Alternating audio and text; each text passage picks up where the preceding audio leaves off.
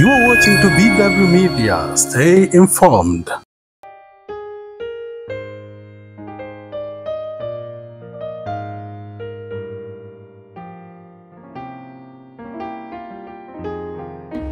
Karibuni kwamba Mwenyezi Mungu. Na sasa tupate masomo haya tunajadili zaidi upendo wa Mungu kwetu.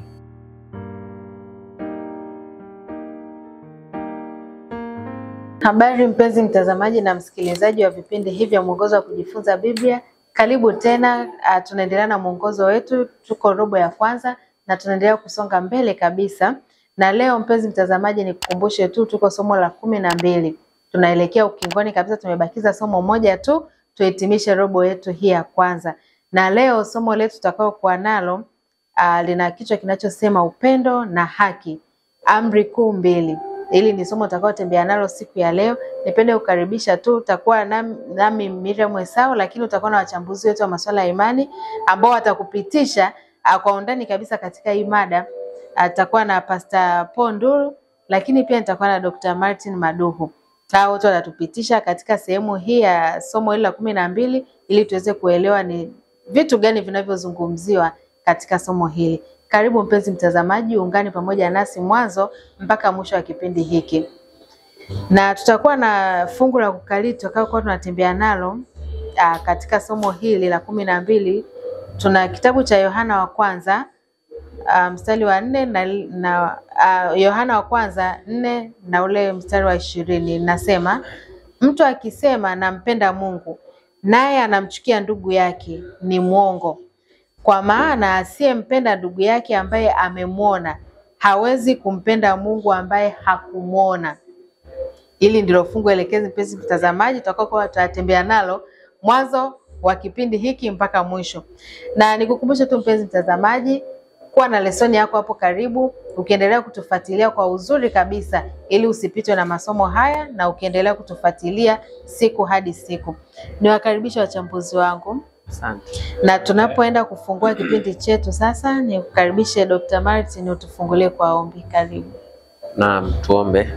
Tunakushukuru Mungu wetu kwa namna ya pekee ambayo umeendelea kutupenda wanao. Tunakuja tena miguuni pako wakati huu pamoja na watazamaji watakao kuwa pamoja nasi. Roho yako mwema akaendelee kututafsiria na kutufundisha neno lako. Tuongoze tufahamu upendo wako na haki yako, tukaweze kuviishi na vikawe msaada katika maisha yetu haya. Tuna imani utakuwa pamoja nasi na timu nzima na wawezeshaji katika jina lako Yesu. Amen. Amena. Mpenzi mtazamaji, tuelekee moja kwa moja sasa katika somo letu la juma hili. Nikukumbushe tu tuna somo zuri leo, somo la 12, upendo na haki, amri kuu 2. Hapa kwenye fungu la kukalili, huwezi kusema unampenda Mungu wakati humpendi jirani yako unayemuona kila siku. Hilo swala litakuwa ni uongo. Biblia imesema huyo ni muongo. Jirani yako unamuona kila siku na humpendi, afu unasema mimi ninampenda Mungu ili hali hujawahi kumuona. Sasa dokta, tunaona wakati Yesu alipokuwa duniani hapa alifundisha vitu vingi sana. Na moja kati ya vitu alivyovifundisha ni amri, na akatuachia kwamba kuna amri kuu 2. Unaweza kutupitisha katika amri hizo ambazo Yesu alizizungumzia? Asante sana. Amri kuu 2. Kwanza, mpende Bwana Mungu wako, na pili, mpende jirani yako.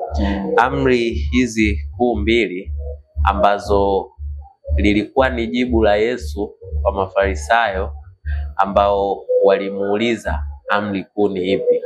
Tukumbuke Mafarisayo walikuwa ni watu ambao wanatembea katika kanuni, walikuwa wameshikilia kanuni hasa. Kwa hiyo katika namna ya kipekee walihitaji kupata fundisho kutoka kwa mwalimu huyu, na fundisho hilo ndilo fundisho linaloishi katika kipindi hiki cha leo. Katika lesoni yetu ambayo tumekuwa tukitembea nayo, mwanzo kabisa tunaona kuna upendo na haki ya Mungu. Na somo letu katika juma hili tutaangalia upendo na haki. Kwa hiyo tukianza na amri kuu 2 ni kwamba katika Injili ya Mathayo sura ya 22 kuanzia lile fungu la 34 mpaka 40 Hapo ndipo Yesu anajibu lile swali la wanasheria. Amri ya kwanza ni upendo juu ya Mungu, tena iliyo kuu. Naam. Amri kuu ya kwanza ni upendo juu ya Mwenyezi Mungu. Na haishii tu katika upendo huo, anaelezea ni kwa vina vipi, ni kwa viwango vipi, ni kwa mapana yapi ambayo utampenda huyu Mungu kama amri kuu. Anasema kwa moyo wako wote, kwa roho yako yote, na kwa akili zako zote. Katika utimilifu wa hivyo vitu vyote vitatu ndipo tunapata amri kuu hii ya kwanza. Anapozungumzia kwa moyo wako wote, anamaanisha katika, tunasema total surrender, yani kujisalimisha kikamilifu. Kujisalimisha kikamilifu bila kubakiza sehemu yoyote yenye kusitasita, sehemu yoyote yenye kuathiriwa na hisia za ulimwenguni, bali ni kikamilifu. Unapozungumzia kwa akili yako yote, utambuzi wote, maana kwa Mungu ndipo hekima itokapo, ndipo maarifa na ufahamu vijazavyo akili, na uwezo wa mwanadamu kuamua mambo na uongozi katika maisha haya vinatoka. Naam, katika Mathayo 19 fungu la 16 hadi 23 kuna swali ambalo linarandana na amri kuu. Swali hili, kijana huyu ifahamike ya kwamba moja, alikuwa mtawala, alikuwa tajiri, alikuwa na nafasi tayari katika maisha ya ulimwengu huu. Sasa Yesu anamwambia kwamba katika kuvishika vile amri, zile torati pale awali, umepungukiwa na neno moja tu, kwamba kauze vyote uwagawie maskini. Kati ya watu ambao Mungu alikuwa akiwapa kipaumbele walikuwa ni watu hawa walio wadogo, wahitaji, mayatima, maskini. Sasa hiki kilikuwa ni kipimo cha mali na nafasi ambayo mtu huyu alikuwa nayo. Target ya Yesu ilikuwa kwamba kwa nafasi aliyo nayo, kwa mali alizo nazo, je, anaweza kufanya nafasi ya upendo kwa watu wengine ili iwe udhihirisho wa ukamilifu wa yeye kuweza kujisalimisha chini ya uongozi wa Mungu.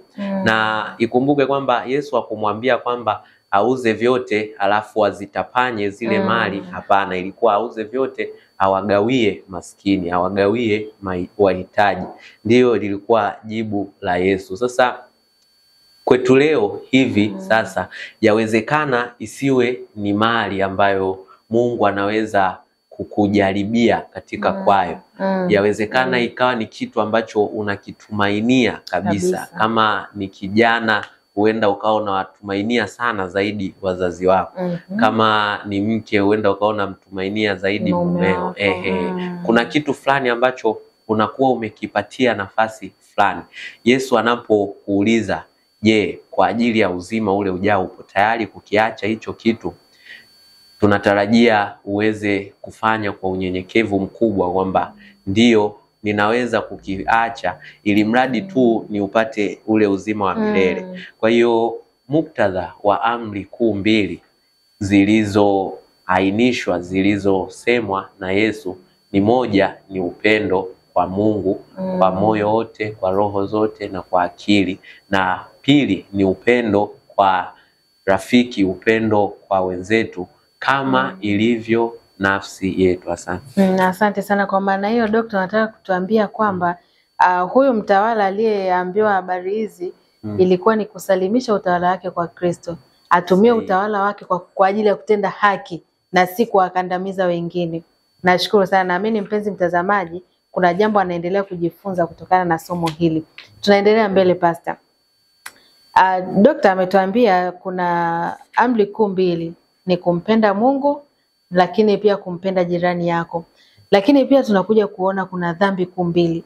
Unaweza kutuambia ni dhambi gani hizi? Ikiwa tumeshaona kuna amri kuu za upendo, hizi dhambi mbili zinazozungumzwa hapa ni zipi? Maana yake ni kwamba ni Mungu kwanza. Hapa naposema amri hii ndio amri ya kwanza yenye ahadi. Maana yake ni kwamba ukiangalia zile amri 10, ukianzia ile ya ukiishia ile ya kwanza, ukianzia ya kwanza hadi ya 4 ni kuhusu Mungu. Ukianzia ya 5 hadi ya ngapi? Ya 10. Ya 10, ile kuanzia ya 5 hapo unaanza na mwanadamu. Alafu naye anza naye ni wazazi. Maana hapa waheshimu baba yako na nani?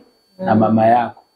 Ndio mwanzo, ndio amri hii ya kwanza katika zile amri za mahusiano yetu sisi na nani?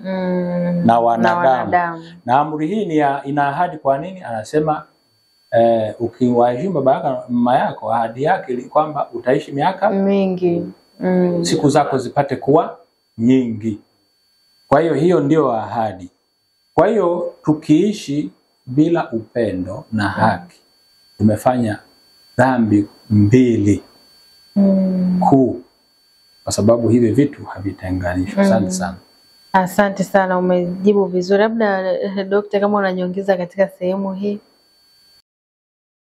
Dhambi kuu mbili kama alivyoeleza Pastor vizuri kabisa ni kushindwa kuifanya amri iliyo kuu, yani kushindwa kuishi maisha ya upendo kwa Mungu na upendo kwa mwanadamu mwingine. Na labda niongezee tu kitu kidogo kwamba katika dhambi hizi kuu mbili kama tulivyoziona ni kwamba matokeo yake huwa ni makubwa zaidi, sio tu kwa wewe unayeifanya, bali hata kwa jirani yako, hata kwa ndugu yako. Kwa maana ya kwamba ikiwa hautompenda Mungu kwa moyo wako wote, ni dhahiri kwamba hata yale mambo mengine, yale maadili, ile misingi ambayo ilibidi uifanye, ni dhahiri utaivunja. Utaweza kudhulumu, utaweza kuua, utaweza kufanya vitu vya ajabu. Lakini ikiwa vile vile hautaenenda katika haki, yani kufanya kile kilicho sawa na kinachotakiwa kufanywa kwa wakati huo, unaweza ukajikuta hata sheria zinazoongoza mamlaka ya kiulimwengu unakuwa muhanga kwazo. Kwa hiyo hizi dhambi kuu mbili ni dhambi ambazo kimsingi mwanadamu inabidi tuwe makini sana ili tusiweze kuingia katika mtego huo. Tukumbuke tu kwamba upendo na haki vinakwenda pamoja, na kama vinakwenda pamoja, inapotokea itirafu hata katika jambo moja, iwe ni upendo, iwe ni haki, umeharibu kabisa maana nzima. Asante.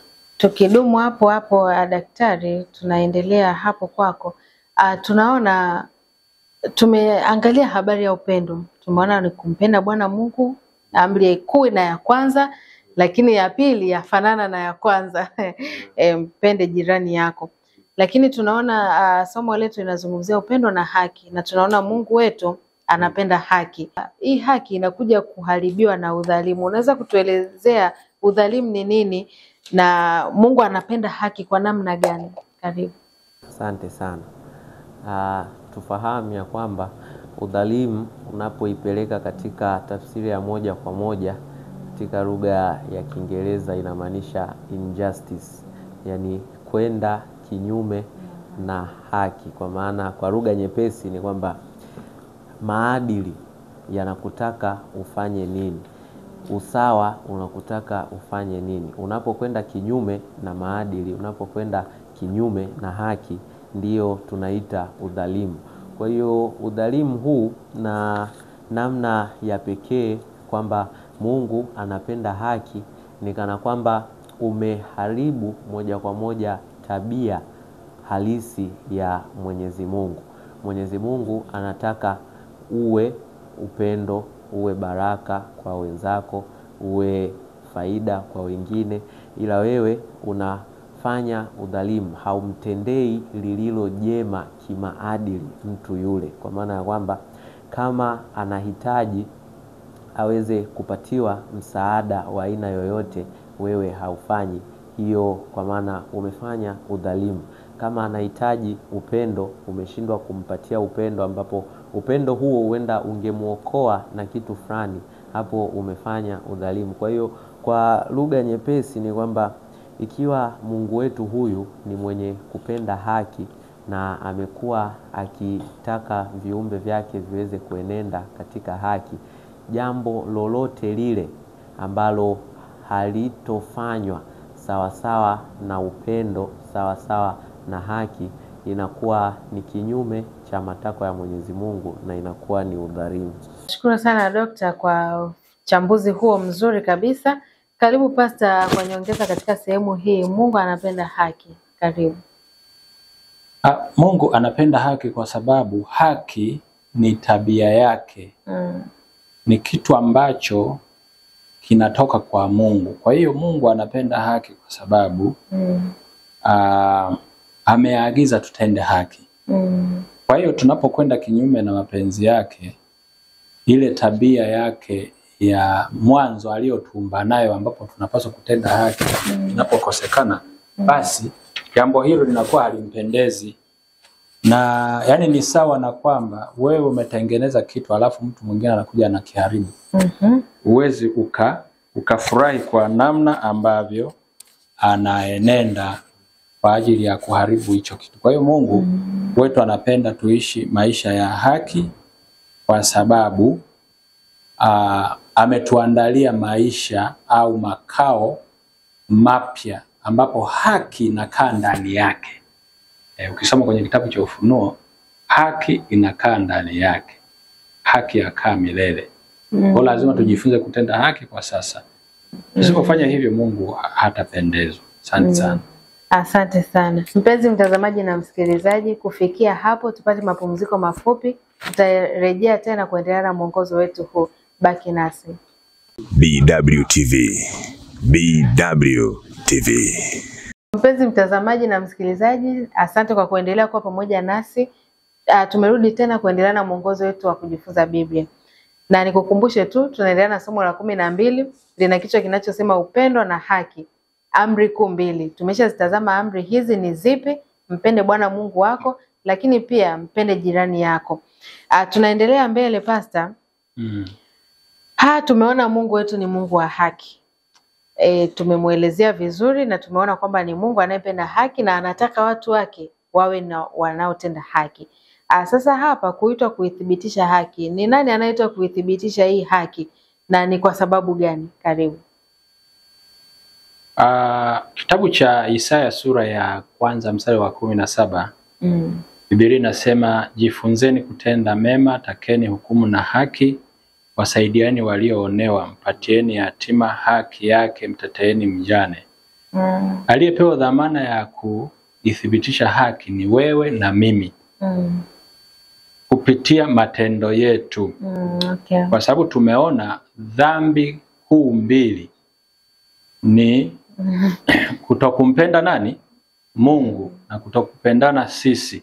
Kutokupendana sisi ni kutokutenda haki. Kwa hiyo maana yake ni kwamba kuithibitisha haki maana yake ni kuishi kwa maelekezo ambayo Mungu ameyaweka ili kuwasaidia watu wengine, hasa ambao ni wahitaji. Wanahitaji msaada wetu. Tunapaswa kutenda hivyo ili kuonyesha haki. Haki katika shughuli zetu zote, iwe ni kama ni kwenye biashara, mizani ya haki. Iwe kwenye mishahara, tupate mshahara wake kwa haki. Iwe ni kwenye chochote kile, lazima tutende haki. Asante sana. Na ndio maana hapo kwa kukazia akatangaza ole kwa wale wanaotenda kinyume na haki, wanaoweka amri zisizo za haki, wanaowatendea wajane vibaya, wanaotenda mambo yote yasiyo ya haki, imetangazwa ole kwao. Karibu Dokta, utupe nyongeza katika sehemu hii, ukizingatia ni mambo gani ya makuu ambayo aliwaambia wale waandishi na Mafarisayo. Asante sana. Kuitwa kuithibitisha haki na mambo hayo makuu ambayo Kristo aliwaambia Mafarisayo, kwa ufupi nimpitishe mtazamaji katika mambo hayo. Yapo katika Mathayo 23 fungu la 23 mpaka la 30.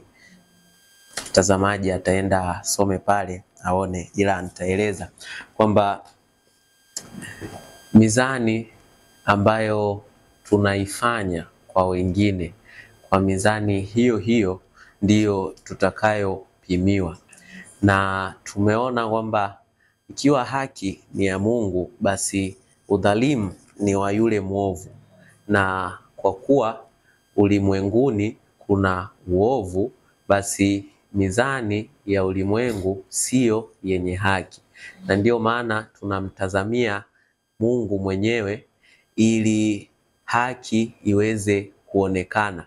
Wakati mwingine watu hawa walio wahitaji, kama alivyosoma pastor hapo awali, walio maskini, walio wanyonge, wamekuwa wakinyang'anywa haki yao na watu ambao wana nafasi fulani, na watu ambao wana fedha, wana mali, wana cheo. Na ikiwa ni hivyo, basi ndio maana wito huu unakuja na ole hii inakuja kwa yeyote atakayeshindwa kufanya vitendo vya haki, kwa wale ambao wanahitaji zaidi nafasi ya upendo kutoka kwetu sisi. Sasa ukiangalia hapa kuna nukuu fulani naomba niisome. Ole wenu waandishi na Mafarisayo wanafiki, kwa kuwa mnalipa zaka za mnanaa na bizari na jira, lakini mmeacha mambo makuu ya sheria, yaani adili na rehema na imani. Hayo imewapasa kuyafanya, wala yale mengine msiyaache. Ni kwamba Mafarisayo hawa walikuwa wakijitahidi kwa upande wa nje kuweza kufanya vitu ambavyo vinapendeza katika muktadha wa Torati ya Mungu, ikiwa ni kwenda katika ibada, ikiwa ni kushikilia sheria inataka nini mtu anapoanguka dhambini, anapofanya. Walikuwa mstari wa mbele sana kuyashika mambo kama haya, lakini walikuwa nyuma katika kufanya nafasi ya upendo kwa watu wengine. Tutakwenda kuona pale mbele kwamba wakati mwingine hata mhanga wa udhalimu, Mlawi alipita, nani akapita, watu makuhani na nini wakaendelea katika shughuli zao za imani, wakamwacha huyu mtu huku nyuma. Kwa hiyo tunaitwa kuithibitisha haki ikiwa Mungu ndiye muasisi na Mungu ndiye mwenye haki. Nje ya haki inakuwa ni udhalimu ambao ni wa yule mwovu. Na nimalizie katika Mika 6 na lile fungu la 8. Hakuna kitu ambacho Mungu anakihitaji kwetu sisi zaidi kama kutenda haki. Sikiliza, anasema, mwanadamu, yeye amekuonyesha yaliyo mema, na Bwana anataka nini kwako? Ila kutenda haki na kupenda rehema na kwenda kwa unyenyekevu na Mungu wako. Hicho ndicho kitu pekee ambacho Bwana anakihitaji. Moja, kutenda haki. Haki huwezi kumfanyia mtu mwingine isipokuwa jirani yako, isipokuwa rafiki yako. Na kingine, kupenda rehema. Kupenda rehema kwa maana gani?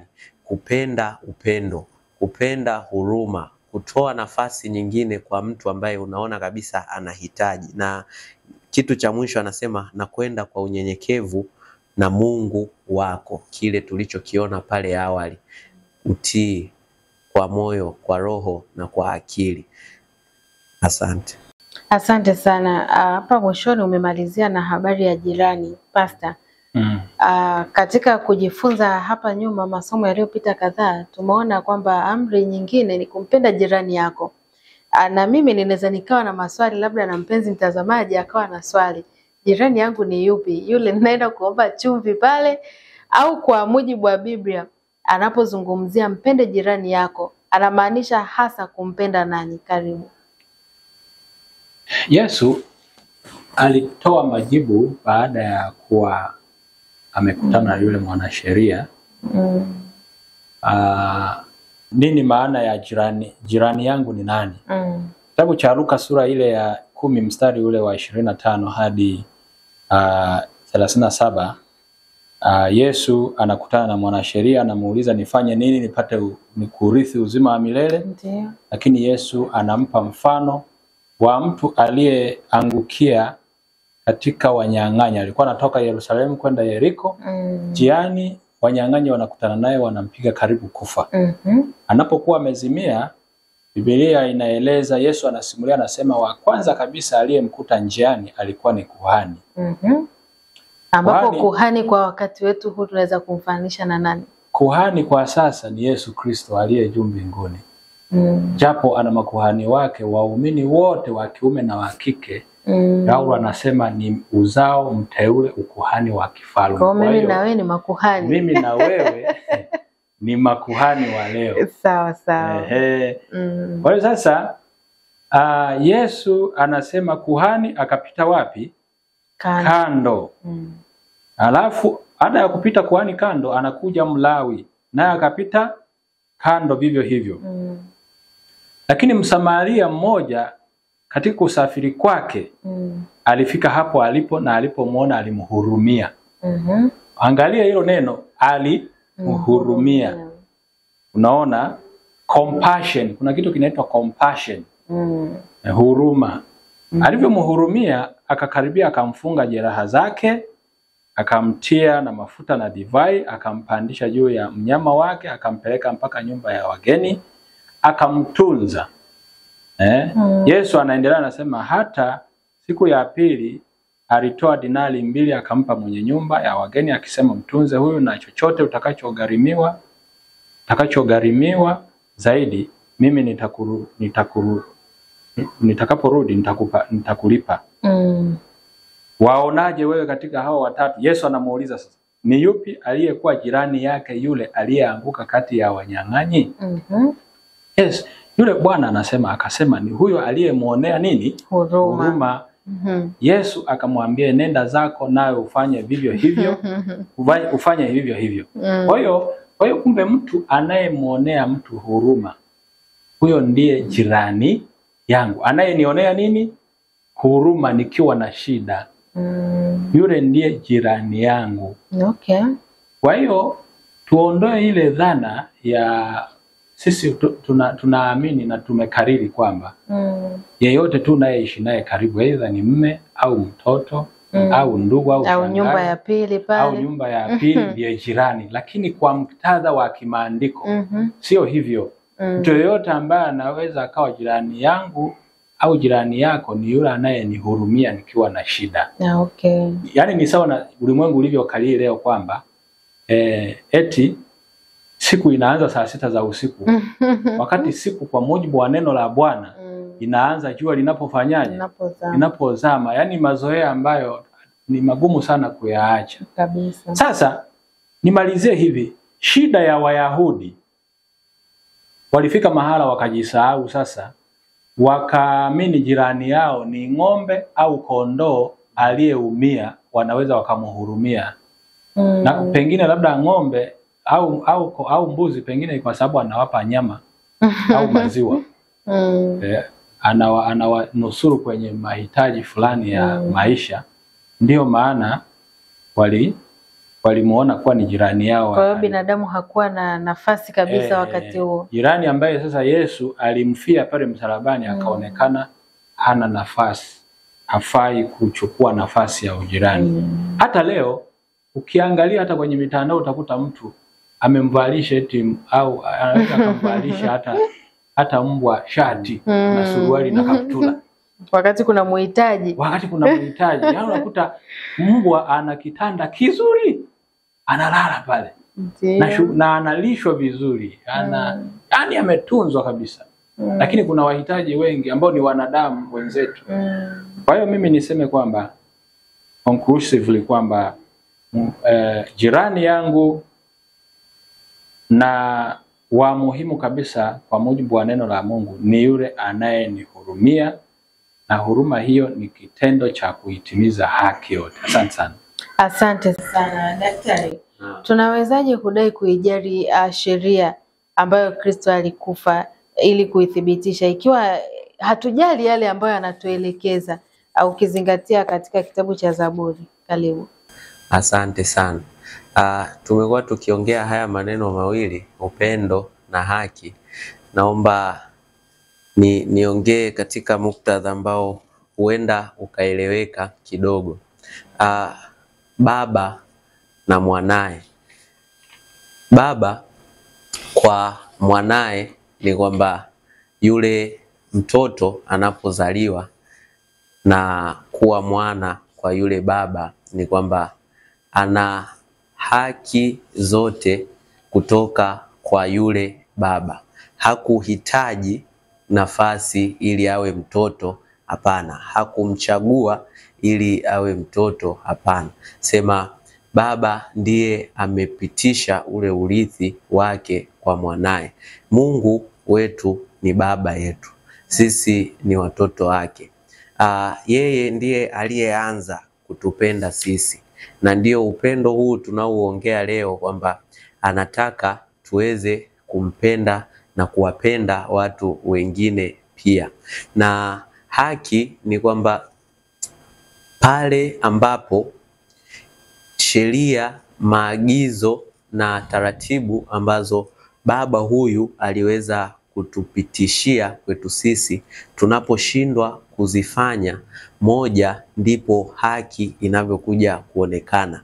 Haki namna ya pili inapokuja kuonekana ni pale ambapo tunashindwa kufanya upendo kwa mwenye uhitaji, kwa aliye mnyonge, kwa aliye mdogo. Na ndio maana tumeona kwamba kushindwa kumpatia mtu haki yake, iwe kwenye taasisi, iwe kwenye ajira, iwe kwenye nini, hapo tayari umekwenda kinyume na taratibu ambazo inabidi zifuate. Kwa hiyo tunapokuja kuhusianisha hicho kitu sasa na jirani na wenzetu ambao tunaishi nao, namna ya pekee, namna inayotanguliwa na upendo lakini inayoonyeshwa katika matendo, ndipo tutaweza kusema kwamba hakika huyu ni jirani yangu.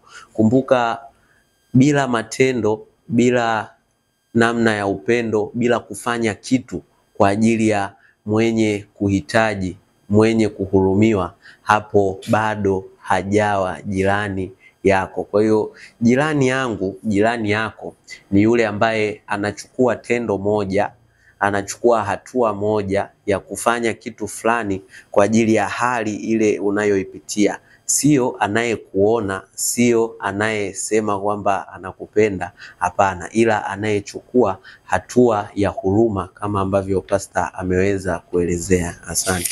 Asante sana. Kuzingatia alipozungumza Pastor habari ya kuhani na Walawi, hao walikuwa ni watu wa dini.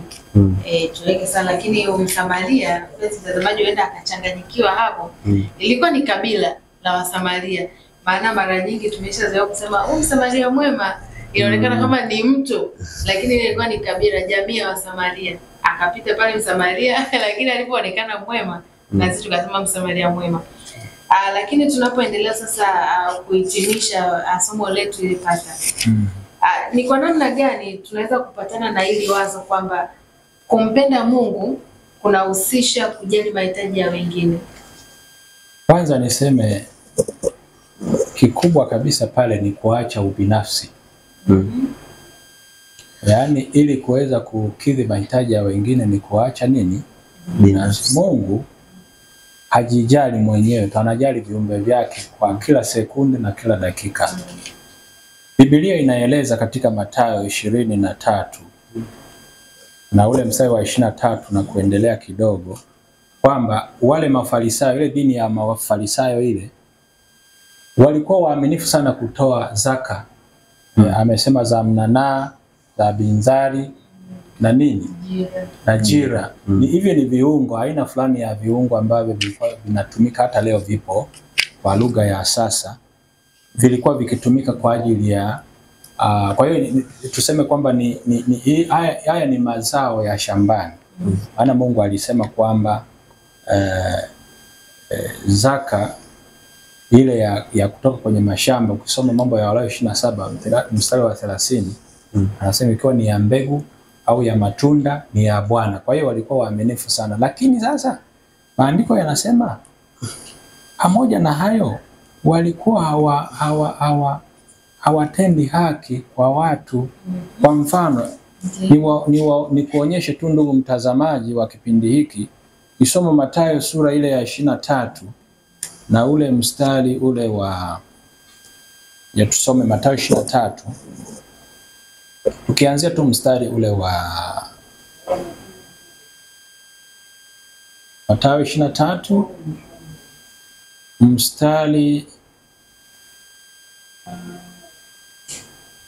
mstari ule wa 6. Anasema, kupenda viti vya mbele katika karamu na kuketi mbele katika masinagogi na kusalimiwa masokoni na kuitwa na watu rabi. Alafu ukiendelea hapo mbele mstari wa 13 anasema, ole wenu waandishi na mafarisayo wanafiki, kwa kuwa mnawafungia watu ufalme wa mbinguni, ninyi wenyewe hamuingii. Wala wanaoingia hawamwachi waingia. Ole wenu waandishi na mafarisayo, mstari wa 14, wanafiki, kwa kuwa mnakula nyumba za wajane. Unaona? Kwa kuwa kwa unafiki mnasali sala ndefu. Kwa hiyo mtapata hukumu iliyo kubwa. Ukiendelea sasa ndio ukienda mstari ule wa 23 sasa anasema, ole wenu waandishi na mafarisayo wanafiki, kwa kuwa mnalipa zaka za mnanaa na binzari na jira, lakini mmeacha mambo makuu ya sheria, yaani adili na rehema na imani. Hayo imewapasa kuyafanya, wala yale mengine msiyaache, ya kutoa zaka. Kwa hiyo kuna mambo ambayo tunaweza tukawa tunayafanya, kwa ufupi ni matendo ya kidini. Ila kuna mambo mengine, kwa mfano, ina faida gani kama wewe unatoa zaka, unahudhuria kanisani, msikitini, sijui wapi, lakini hujali mtu, hata mke wako au mume wako akiwa na shida, aidha anaumwa, au jirani yako hapo hana chakula, humpi. Ila kwenye mambo mengine ya kidini unajitahidi sana, uko vizuri. Ndicho hicho anachokikemea Yesu. Au wazazi wako huwaheshimu hata kidogo, lakini mambo mengine ya kidini unafanya. Ni mhubiri mkubwa, mtu wa maombi, lakini njoo sasa kwenye masuala ya kujaliana na kupenda haki. Zero. Kwa hiyo kuithibitisha haki ni wajibu wetu na lazima tufanye hivyo. Hatuwezi kudili tu na mambo ya kidini tukashindwa kushughulika na mambo ambayo tunapaswa tuyafanye kwa ajili ya jamii inayotuzunguka kwa kutenda haki. Asante sana kwa kumalizia vizuri kabisa. Tuendelee kutoa zaka, tuendelee kutoa sadaka, lakini tusisahau mambo ya kijamii. Ikiwa ni pamoja na kuwasaidia wajane, kuwasaidia yatima, kuwasaidia wenye shida mbalimbali, na sisi tukawa kama Msamaria mwema ambaye alimsaidia yule mtu aliyeanguka pale. Hakuwa anamfahamu, lakini alimsaidia kwa sababu ya ile roho ya huruma aliyokuwa nayo. Ndio. Nikushukuru mpenzi mtazamaji kwa kuendelea kwa pamoja nasi. Lakini ya Dokta, kwa ufupi tu uweze kumwambia mtazamaji anaweza kutoka na jambo gani katika somo la leo? Tumezungumzia mambo mengi. Tumeangalia upendo na haki ya Mungu. Tumeona amri kuu mbili tunazopaswa kuzingatia. Sasa tuondoke na kitu gani katika somo la leo? Asante. Yohana wa kwanza 4, kuna mafungu hapo ambapo imeelezea kwa uzuri zaidi ni kwa namna gani tunaweza kufanya upendo huu na haki hii ambayo tumekuwa tumeizungumzia hapa. Yohana wa kwanza sura ya 4 tutasoma mafungu machache, na zipo pointi ambazo natamani tuondoke nazo hivi leo. Tukianza fungu la 11, Yohana wa kwanza 4. Wapenzi, ikiwa Mungu alitupenda sisi hivi, imetupasa na sisi kupendana. Hakuna mtu aliyemuona Mungu wakati wowote. Tukipendana, Mungu hukaa ndani yetu na pendo lake limekamilika ndani yetu. Pointi ya kwanza ni kwamba hauwezi kudhihirisha upendo ikiwa upendo huo haumgusi mwenzako. Yaani hauwezi kusema unampenda Mungu ikiwa haumpendi ndugu yako, haumpendi jirani yako.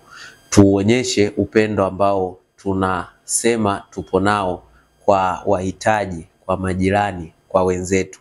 Na katika lile fungu la 19 anasema sisi twapenda kwa maana yeye alitupenda sisi kwanza. Hatuwezi kuwa na upendo wa kumshinda Mungu, maana tuna akisi upendo kutoka kwake yeye. Na ikiwa ni hivyo, tazama anavyosema, mtu akisema nampenda Mungu naye anamchukia ndugu yake ni muongo. Kwa maana asiyempenda ndugu yake ambaye amemuona hawezi kumpenda Mungu ambaye hakumuona. Jirani yako msaidie, fanya kitendo cha upendo, hapo ndipo utakuwa umempenda Mungu. Na la mwisho ni kwamba na amri hii tumepewa na yeye, ya kwamba yeye ampendaye Mungu ampende na ndugu yake. Kumbuka tulikuwa tunaangalia amri kuu 2, na amri hii haiondoshi nafasi ya amri zingine. Maana najua kuna wengine wakisikia hii ndo amri kuu wanasema basi nitaiba, nitadanganya, ila kwa kuwa tu ninampenda mwenzangu, ninampenda Mungu inatosha. Hapana. Amri hii inakwenda sambamba na sheria ambazo Mungu alizitoa, na ndiyo maana tumesema vizuri kabisa pale mwanzo kwamba amri zile kuu 4 zilikuwa ni kwa ajili ya Mungu. Ila amri zile kuu 2 ni upendo kwa mwingine. Kwa hiyo usije ukajidanganya kwamba ukimpenda mwenzako tayari ni udhuru wa wewe kufanya kitu kingine nje ya zile amri kuu za Mungu. Hapana. Amri kuu ni upendo, lakini sheria na taratibu ambazo Mungu aliziweka ziko pale pale. Na kitu cha pekee na cha kutia moyo ni kwamba ikiwa utaweza kuishikilia amri hii kuu, ni dhahiri kabisa kwamba hata zile amri zingine utaweza kuzitenda. Maana ukimpenda Mungu hautomkufuru, hautosema hakuna Mungu. Lakini ukimpenda mwenzako pia hautomuibia, hautoua, hautofanya kitendo ambacho kinaweza kumuathiri jirani. Asante. Asante sana daktari kwa uchambuzi huo. Tupendane lakini bila kuacha haki, maana hivi vitu vyote vinakwenda sambamba. Mungu aendelee kukubariki sana mpenzi mtazamaji. Na hapo ndipo tumefikia mwisho wa kipindi chetu, na kwa kufunga naweza kumkaribisha pasta tufungie kwa ombi. Mwenyezi Mungu tunakushukuru sana. Unatupenda na umetujalia kutufundisha upendo wako. Usaidie kuendelea kupendana sisi kwa sisi. Jalie kuwapenda pia majirani zetu. Lakini tusitupilie mbali haki. Haki yako endelee kuonekana katika maisha yetu. Usaidie ndugu mtazamaji wa kipindi hiki, umjalie na yeye kufikiri upya ili kuishi maisha ya upendo na haki. Tutakaporudi ushangilie kwamba tumehesabiwa haki na upendo ukiwa ndani yetu. Tunaomba na kutumaini katika jina la Yesu Mwokozi wetu. Amina. Mpenzi mtazamaji na msikilizaji, kufikia hapo hatuna la ziada. Nipende kukushukuru tu kwa kuendelea kuichagua BW Media kuwa ni kituo chako pendwa kabisa cha kupata matangazo haya, mwongozo wa kujifunza Biblia. Nikukumbushe tu mpenzi mtazamaji, kuna namba zinapita hapo chini ya skrini yako. Usisite kututumia maoni yako kuhusiana na kipindi hiki, wapi tuboreshe, ni vitu gani tunatakiwa kuviongeza ili kuleta ufanisi katika kipindi hiki. Lakini usisahau kusubscribe, ushare kwa wengine ili waweze kupata matangazo haya pindi yanapokuwa hewani. Mungu aendelee kukubariki sana. Mwisho wa kipindi hiki ndio mwanzo na maandalizi ya kipindi kingine. Tukutane tena kipindi kijacho. Kwa heri kwa sasa. Mungu akubariki. BW TV. BW TV.